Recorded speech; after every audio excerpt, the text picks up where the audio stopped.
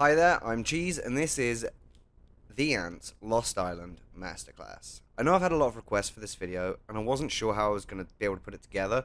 I want to give a massive shout out to Duvessa for the help with this one.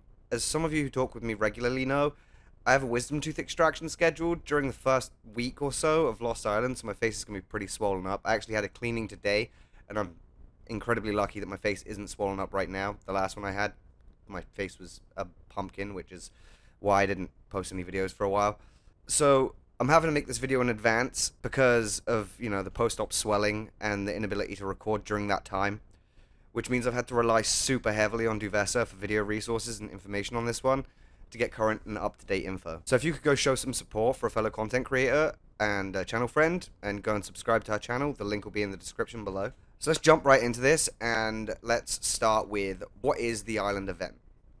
The Lost Island event is a 45-day event in which you sign up as an alliance and are transported onto another map, with new obstacles and events to participate in, different general gameplay mechanics to master. The end goal of Lost Island is to rank as high as possible with the honor ranking for the end of event settlement period to maximize your leaderboard rewards. Another big goal for Lost Island is to collect as many island ants as possible to be able to unlock and star up them for general gameplay. So I'm going to start with getting some terminology out of the way next. So we've got influence, which is alliance points awarded based on fortress occupation. Honor, which is personal points based on building enhancements, nodes, and the amount of tier 11 troops you own. Reputation, which is personal points awarded within the alliance based on the contribution to the alliance. Ferry is a type of fortress used to cross rivers at certain points of the map. Tower is a building used to expand alliance territory. Residence, otherwise known as a fortress, that once captured allow an alliance to teleport within a sub-area,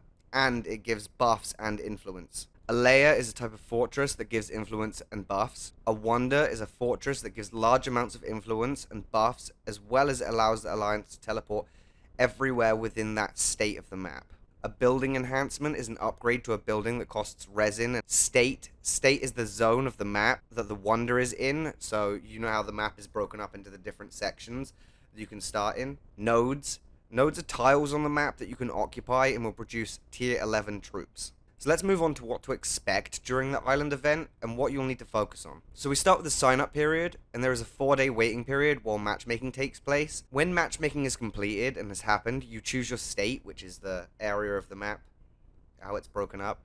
You'll want to choose your state very quickly, or you'll just have to deal with whatever's left. And I mean very quickly, because everyone's going to be competing for the best state. Once you've chosen your state, you teleport to the map and complete the basic tutorial. The first thing that you want to focus on is the nodes. You'll need to attack nodes to occupy them. Only attack level 4 nodes if you have tier 9 or above troops, and stick to level 2 or 3 nodes if you have tier 8. The speed at which you enslave tier 11 troops is dependent on the amount of fortresses you have occupied and the buffs associated with them. Apparently, it's fairly faux pas to call it gathering tier 11 troops. Anyway, let's move on from enslavement. R4 and R5 need to build some towers. So for this we'll need clay. Clay is obtained by doing your general gameplay and participating in alliance salary tasks, up to 180 activity points. Towers expand alliance territory.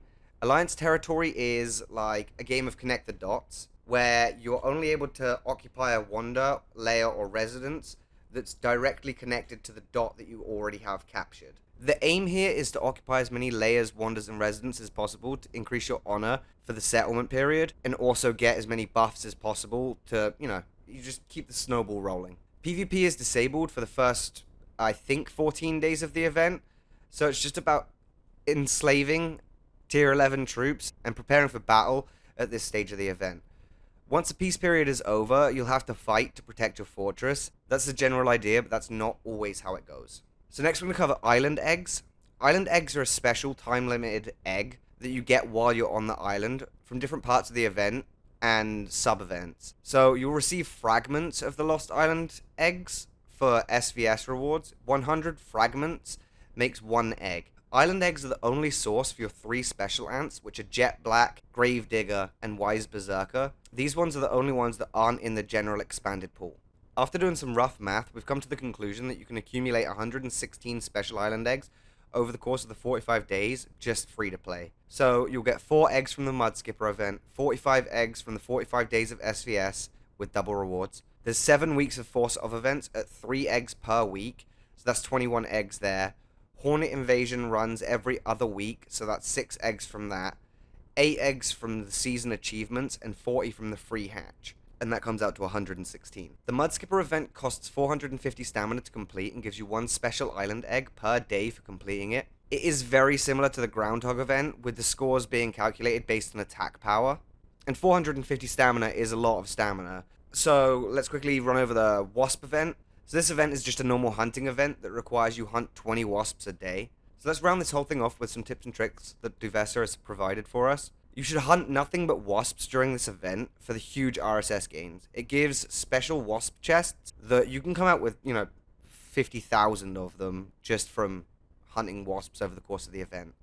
Wasps generally tend to gather around rocks, and if you're familiar with what a heat map is, where it's hot in the center and gets, colder as it goes out, wasps spawn in a heat map pattern around rocks, so they concentrate at rocks, but they will, spawn generally less and less the further you get away. Gathering is done as a clan, with multiple members gathering in the same piles at the same time, getting meat at the same time in the same pile, or gathering all in the same bush.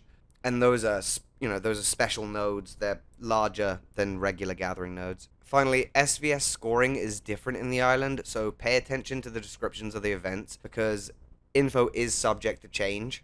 Anyway, thanks for watching. This has been Lost Island Masterclass. Subscribe for more videos like this. Bye-bye.